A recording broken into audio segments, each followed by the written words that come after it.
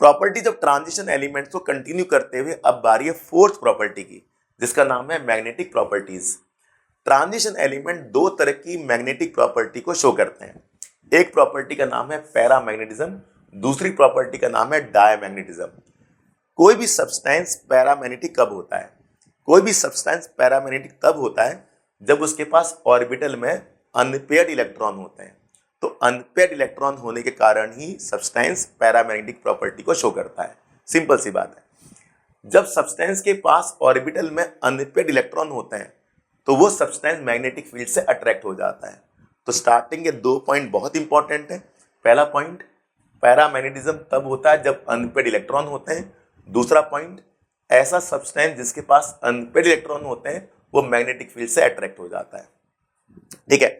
अब पैरामैग्नेटिज्म को हम मैथमेटिकली कैसे निकालें? मैथमेटिकली निकालने के लिए हमारे पास एक टर्म है मैग्नेटिक मोमेंट, जिसको म्यू से डिनोट किया जाता है। What is mu? Magnetic moment. Magnetic moment निकाला जाता है रूट NN+2। एन यहां पर क्या है? Number of unpaired electron. और म्यू की यूनिट क्या है? Bohr magneton. इस तरह से बच्चों 3 इंपॉर्टेंट पॉइंट है पैरामैग्नेटिज्म के बारे में। एक, अनपेयर्ड इलेक्ट्रॉन होगा ऑर्बिटल में तो पैरामैग्नेटिज्म होगा। दूसरा पॉइंट, ऐसा सब्सटेंस मैग्नेटिक फील्ड से अट्रैक्ट हो जाता है। तीसरा पॉइंट, मैथमेटिकली पैरामैग्नेटिज्म निकालने के लिए हम क्या निकालते हैं? म्यू निकालते हैं। और म्यू कैसे निकालते हैं? Root NN+2। एन यहाँ पर है नंबर ऑफ अनपेयर्ड इलेक्ट्रॉन। हमने यहाँ पर म्यू निकाला हुआ है कई सब्सटेंस के लिए, वहां हम इसको साबित कर देंगे कि पैरामैग्नेटिज्म के लिए म्यू की वैल्यू क्या होनी चाहिए। ठीक है बच्चों। और यहां पर यूनिट है बोहर मैग्नेटॉन, जैसे कि मैंने आपको बताया। इसके बाद बारी है बच्चों डायमैग्नेटिज्म की। एकदम उल्टा, वहां पर अनपेयर्ड इलेक्ट्रॉन होंगे तो यहां पर ऑर्बिटल में पेयर्ड इलेक्ट्रॉन होंगे। ठीक है। रिपेल्ड बाय मैग्नेटिक फील्ड, यहां पर अट्रैक्टेड बाय मैग्नेटिक फील्ड, यहां पर repelled by magnetic field. Diamagnetic substance का जो म्यू होता है, मैग्नेटिक मूवमेंट होता है, वो जीरो होता है। और पैरामैग्नेटिक सब्सटेंस का म्यू कुछ ना कुछ होगा, यानी कि नॉन जीरो होगा। ठीक है। वो अभी हम निकाल लेंगे तो ज्यादा समझ आएगा। तो फैक्ट आपके सामने है। For paramagnetic substance mu is equal to non zero, for diamagnetic substance mu is equal to zero. अब कुछ केसों में हम क्या निकालते हैं? म्यू की वैल्यू निकालते हैं, अनपेयर्ड इलेक्ट्रॉन निकालते हैं, फिर म्यू निकालते हैं। इससे कंसेप्ट और अच्छा आपको समझ में आ जाएगा। चलिए स्टार्ट करते हैं Ti3+ से। Ti यहां पर क्या है? टाइटेनियम। ये देखिए, scandium, titanium, vanadium, chromium, manganese, iron, cobalt, निकल, कॉपर, जिंक, सबकी कॉन्फ़िगरेशन यहां पर मेंशन है। एटॉमिक नंबर यहां पर मेंशन है। D1S2 21 के लिए, D2S2 22 के लिए, D3S2 23 के लिए, D4S2 24 के लिए। एक इलेक्ट्रॉन यहां कर देंगे तो D5S1 हो जाएगा। सबको मालूम है कि क्रोमियम की जो कॉन्फ़िगरेशन होती है वो एक्सेप्शनल होती है, एक इलेक्ट्रॉन यहां पर चला जाता है। फिर D5S2 मैग्नीज के लिए, D6S2 Fe के लिए, कोबाल्ट के लिए D7S2, निकल के लिए D8S2, कॉपर के लिए D9S2, एक इलेक्ट्रॉन यहां चला जाता है तो D10S1 हो जाता है। तो दो कॉन्फ़िगरेशन एक्सेप्शनल है, क्रोमियम के लिए और कॉपर के लिए, जैसे कि आपको मालूम है। जिंक के लिए होता है D10S2। चलिए वहां पर अब हम निकालते हैं Ti3+ का मैग्नेटिक बिहेवियर। अब बताइए Ti का क्या होता है? D2S2। तो जैसी D2S2 कॉन्फ़िगरेशन हमारे सामने आएगी, हम यहाँ पर 3 इलेक्ट्रॉन बाहर निकाल लेंगे। 3+ का मतलब 3 इलेक्ट्रॉन निकाल दो। अब 2 इलेक्ट्रॉन यहां से निकाल लेंगे, 1 इलेक्ट्रॉन यहां से निकालेंगे, तो अब हमारे पास आएगा D1। तो पहले इलेक्ट्रॉन S में से निकालते हैं, फिर D में से निकालते हैं। हमें 3 इलेक्ट्रॉन निकालने हैं, 2 यहां से, 1 यहां से, तो D के पास 1 बचेगा। सबको ये मालूम होना चाहिए कि पहले इलेक्ट्रॉन S में से निकालते हैं, तो D1। तो कॉन्फ़िगरेशन आ गई D1। कितना सिंपल है। अब D के पास 5 कमरे होते हैं, 5 ऑर्बिटल होते हैं। तो 5 ऑर्बिटल जब D के पास होंगे तो बताइए, एक इलेक्ट्रॉन ऐसे आ जाएगा D में, इसे कहेंगे अनपेयर्ड इलेक्ट्रॉन। 1 का मतलब एक अनपेयर्ड इलेक्ट्रॉन। तो यहां पर n क्या हो गया? 1 हो गया। अब बस 1 की वैल्यू यहां पुट कर दीजिए। 1 1 + 2 3 3 1 जा 3, √3 आ जाएगा। √3 की वैल्यू होती है 1.73। तो म्यू की वैल्यू आ गई Ti3+ के लिए 1.73। जब भी म्यू की कुछ वैल्यू आ जाए तो वो सब्सटेंस पैरामैग्नेटिक होता है।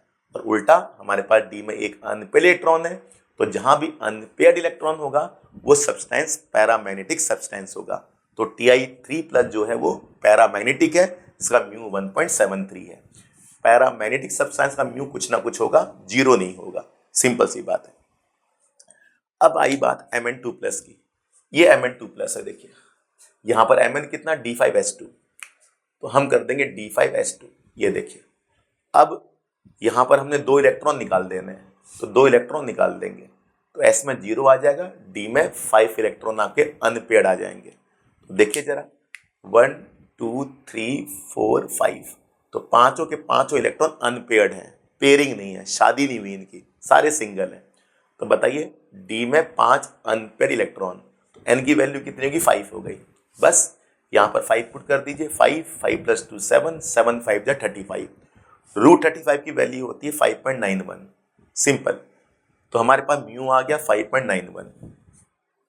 तो म्यू कुछ ना कुछ आता है तो सब्सटेंस पैरामैग्नेटिक होता है, ठीक है, और अनपेयर्ड इलेक्ट्रॉन है तो वो पैरामैग्नेटिक तो है ही, सिंपल सी बात है। जहां भी डी में अनपेयर्ड इलेक्ट्रॉन आ जाए हम कहेंगे वो सब्सटेंस पैरामैग्नेटिक है। अब आई बात जिंक 2+ की। अब मुझे बताइए जिंक कहां पर है, हमारे पास यहां पर है D10H2, जिंक है D10H2, S में 2, D में 10। अब मुझे बताइए, अब हम जिंक में 2+ कर देंगे, तो 2+ करने का मतलब 2 इलेक्ट्रॉन निकाल देंगे, यहां से 2 इलेक्ट्रॉन निकाल दिए, D में आगे 10, 1 2 3 4 5 6 7 8 9 10, सारे पेयर्ड हो गए। जब सारे पेयर्ड हो जाए तो क्या हो जाता है, डायमैग्नेटिक हो जाता है। तो सिंपल जिंक 2+ क्या हो गया, diamagnetic. Number of unpaired electron आगे 0, सारे पेयर्ड इलेक्ट्रॉन है 2 2 2 2 2, तो नंबर ऑफ अनपेयर्ड इलेक्ट्रॉन 0 आ गए। बस अब n की वैल्यू 0 है तो यहाँ 0 पुट कर देंगे तो म्यू की वैल्यू 0 आ गई। जब भी म्यू की वैल्यू 0 आ गई तो सब्सटेंस डायमैग्नेटिक हो जाता है। अनपेयर्ड इलेक्ट्रॉन एक भी नहीं है तब भी हम कह सकते हैं कि वो डायमैग्नेटिक सब्सटेंस है, सारे इलेक्ट्रॉन पेयर्ड हैं और म्यू की वैल्यू यहाँ पर 0 आ गई तो अपने आप ही साबित हो गया कि वो सब्सटेंस डायमैग्नेटिक है। तो जिंक 2+ जो है वो डायमैग्नेटिक सब्सटेंस है। अभी हमने पता लगा लिया n की वैल्यू से भी और म्यू की वैल्यू से भी। अब आई बात बच्चों स्कैंडियम 3+ की।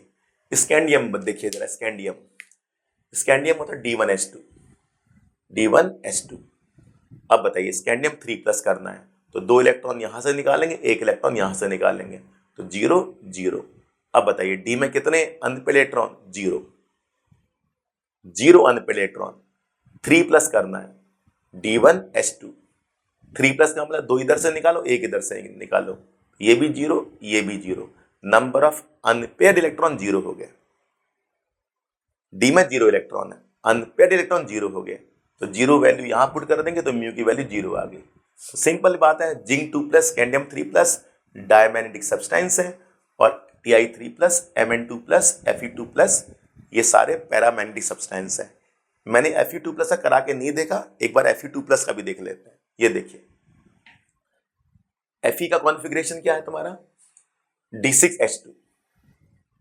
अब देखिए, अब इसमें से 2 इलेक्ट्रॉन निकाल दीजिए 2+ करने के लिए, यहां से 2 इलेक्ट्रॉन निकाल दिए, डी में बचे 6। अब मुझे बताइए 1 2 3 4 5 6, ये वाला ऑर्बिटल पेयर्ड हो गया, 1 2 3 4, ये चारों ऑर्बिटल में अनपेयर्ड इलेक्ट्रॉन है, तो 1 2 3 4 डी में 4 अनपेयर्ड इलेक्ट्रॉन है। पहला वाला ऑर्बिटल पेयर्ड हो गया, तो 1 2 3 4 4 अनपेयर्ड इलेक्ट्रॉन है, तो यहां पर n की वैल्यू 4 हो गई, तो यहां पर हम 4 पुट कर देंगे, 4 4 + 2 6, 6 4 जा 24, वैल्यू आ गई 4.89, तो म्यू की वैल्यू बच्चों आ गई 4.89। सिंपल सी बात है, कहीं ये मत देखना कि हमने 2 इलेक्ट्रॉन निकाल दिए, तो 2 इलेक्ट्रॉन निकाल देने से डी में 6, यानी कि n की वैल्यू आप 6 कर दीजिए, ऐसा नहीं। 1 2 3 4 5 6, एक ऑर्बिटल में पेयर्ड आ गए, बाकी 4 ऑर्बिटल में अनपेयर्ड इलेक्ट्रॉन है, तो डी में 4 इलेक्ट्रॉन अनपेयर्ड है, तो 4 पुट कर दीजिए इधर, 4 + 2 6, 4 जा 24, म्यू की वैल्यू 4.89 हो गई।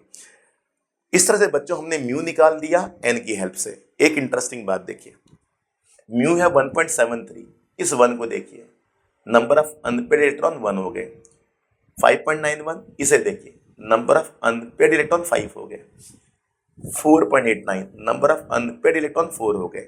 तो पहली वाली टर्म को देख लो, हम बता देंगे कि कितने नंबर ऑफ अनपेयर्ड इलेक्ट्रॉन है। कई बार क्वेश्चन उल्टा आ जाता है कि म्यू की वैल्यू 4.89, तो बताओ नंबर ऑफ अनपेयर्ड इलेक्ट्रॉन कितने, तो ये वाली वैल्यू देख लो 4, हम बता देंगे कि अनपेड इलेक्ट्रॉन 4 हो गए। ये वाली वैल्यू देखो 5, नंबर ऑफ अनपेड इलेक्ट्रॉन 5 हो गए। ये वाली वैल्यू देख लो 1, नंबर ऑफ अनपेड इलेक्ट्रॉन 1 हो गए। और यहाँ 0 है तो नंबर ऑफ अनपेड इलेक्ट्रॉन 0 हो गए। इस तरह से बच्चों हमने पता लगा लिया कि पैरामैग्नेटिक कौन है, डायमैग्नेटिक कौन है। स्टार्टिंग के 3 पैरामैग्नेटिक हैं और आखिरी के 2 डायमैग्नेटिक हैं। सिंपल सी बात। अगली प्रॉपर्टी बच्चों करेंगे कलर फॉर्मेशन। तो देख लीजिए कलर कंपाउंड कैसे बनाते हैं ट्रांजिशन एलिमेंट्स। हमें समझना है कि ट्रांजिशन एलिमेंट कलर कंपाउंड कैसे फॉर्म करते हैं। तो ये आपके सामने पहला पॉइंट है, transition element are famous for forming coloured compound. Transition element जाने जाते हैं कलर्ड कंपाउंड के फॉर्मेशन के लिए।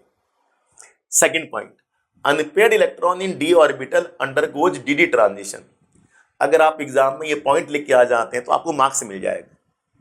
हमारा काम है इसको एक्सप्लेन करना है कि डीडी ट्रांजिशन होता क्या है।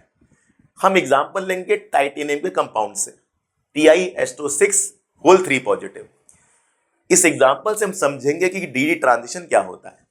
टाइटेनियम की कॉन्फ़िगरेशन क्या है, D2S2। देखिए लिखा है यहां पर D2S2। यहां पर टाइटेनियम बना रहा 3+ का कंपाउंड। हमने 3 इलेक्ट्रॉन निकाल देने हैं। 2 इलेक्ट्रॉन हम निकालेंगे S में से, 1 इलेक्ट्रॉन निकालेंगे D में से। तो टाइटेनियम 3+ की कॉन्फ़िगरेशन हो जाएगी D1। हमने D1 के लिए कलर्ड कंपाउंड फॉर्म करना है, सिंपल सी बात। अब देखिए ये टाइटेनियम का D ऑर्बिटल है।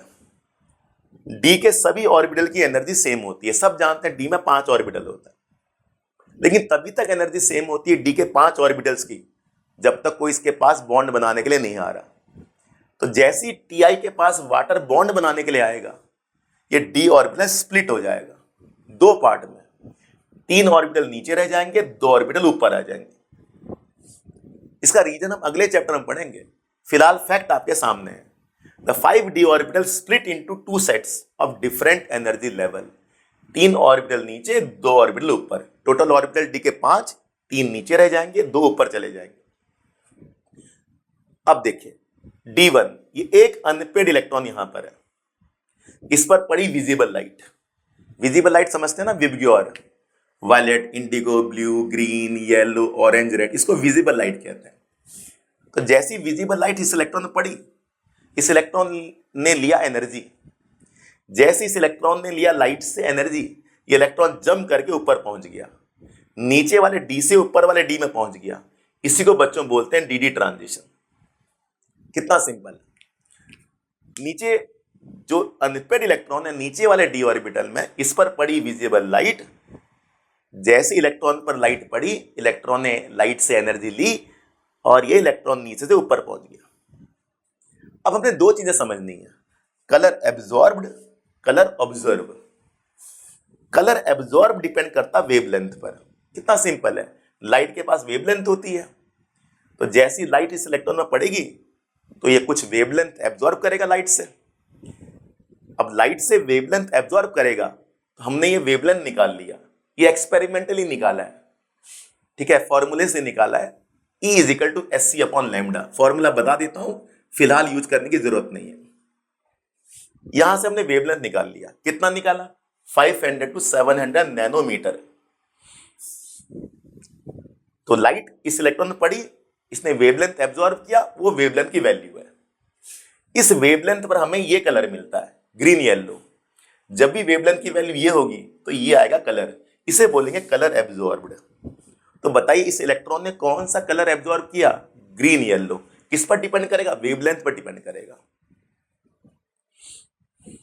अब हमें कलर ऑब्जर्व क्या होगा, हमारी आंखें कौन सा कलर देखेंगी, इस ग्रीन येलो का एकदम उल्टा, ग्रीन येलो का अपोजिट कलर, जिसे कॉम्प्लीमेंट्री कलर बोला जाता है। देखिए ग्रीन येलो का कॉम्प्लीमेंट्री कलर क्या है, ये आपके सामने है कलर व्हील। ग्रीन येलो का एकदम अपोजिट है कलर वायलेट। तो हमें जो कलर ऑब्जर्व होगा वो वायलेट ऑब्जर्व होगा। एब्जॉर्ब कौन सा होगा, ग्रीन येलो। ऑब्जर्व कौन सा होगा, वायलेट। इस ग्रीन येलो का एकदम अपोजिट जो कलर है वो हमें ऑब्जर्व होगा। यही है बच्चों इस कंपाउंड का कलर। कितना सिंपल है। तो वेवलेंथ पर डिपेंड करेगा कलर एब्जॉर्ब। उस कलर का जो अपोजिट कलर होगा वो हमें दिखाई देगा। इस तरह से बच्चों transition element colour compound form करता है। उम्मीद कर रहा हूं आपको समझ आया। तो ये आपके सामने जो व्हील है, कलर व्हील है, आप देख पा रहे होंगे कि ब्लू का अपोजिट कलर है ऑरेंज कलर। अगर ब्लू एब्जॉर्ब करेगा तो ऑरेंज ऑब्जर्व होगा, हमारी आंखें ऑरेंज को देखेंगे। ग्रीन येलो एब्जॉर्ब करेगा तो आंखें हमारी वायलेट को देखेंगे। इस तरह से बच्चों कॉन्सेप्ट है ये कलर का। तो लिखा हुआ है colour observe complementary colour of absorb light. Complementary मतलब अपोजिट कलर। बस अब तो फैक्ट आपके सामने है, अनपेड इलेक्ट्रॉन होना चाहिए, तभी डी ट्रांजिशन होगा, तभी कलर्ड होगा। तो बताइए Ti3+ में एक अनपेड इलेक्ट्रॉन, तो ये कलर्ड होगा। Mn2+ के पास 5 अनपेड इलेक्ट्रॉन, तो ये भी कलर्ड होगा। Fe2+ के पास 4 अनपेड, ये भी कलर्ड होगा। Zn2+ के पास कोई अनपेड इलेक्ट्रॉन नहीं थे, तो ये कलरलेस होगा। Scandium3+ के पास 0 अनपेड इलेक्ट्रॉन थे, ये भी कलरलेस होगा। तो बस कलर्ड कंपाउंड देखने के लिए ये देख लो कि अनपेड इलेक्ट्रॉन है कि नहीं है। अगर अनपेड इलेक्ट्रॉन है तो कलर्ड होगा, अनपेड इलेक्ट्रॉन नहीं है तो कलरलेस होगा। सिंपल सी बात है, जैसे पैरामैग्नेटिक था डायमैग्नेटिक था। बाकी कंसेप्ट आपके सामने है, मुझे उम्मीद कर रहा हूं, मुझे उम्मीद है कि आपको अच्छे से समझ आया। Thanks for watching this.